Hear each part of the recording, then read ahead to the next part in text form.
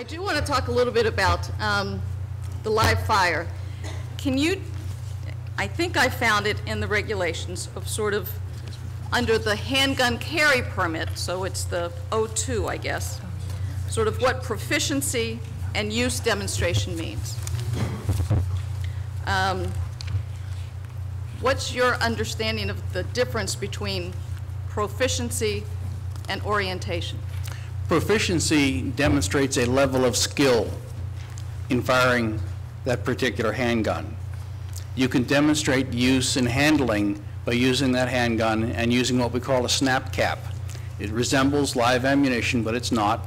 They're usually plastic, and they'll have a metal head on it with a little spring-loaded insert where the primer would otherwise be. It allows you to demonstrate very clearly that you know how to load, unload, cycle the firearm, hold the firearm on target, squeeze the trigger as you would as though you had a live round. The beauty of that is you can see if the person is flinching because there's no recoil to cover it up, and you can teach this in a classroom. And we have far more classroom space than we have range space.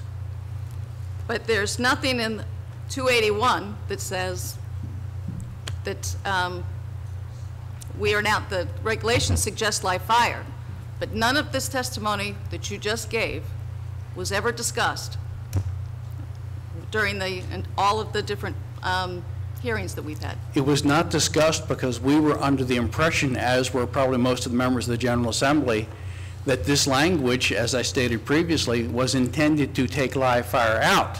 Therefore, it was a non-issue, so we didn't take issue with it. And that's, again, where unfortunately we disagree. And I was involved in the whatever. Proficiency, I think, does mean that you've got a skill and that you can hit something, or specific something, and you have to show a level of skill. Correct. I didn't believe that orientation necessarily meant that you weren't going to have to use the gun. They could have used the very same language that was in the concealed carry section because it was already there, but they took it out. They intentionally took it out. You're correct. We intentionally took out the word proficiency. The entire phrase was taken out. That's right.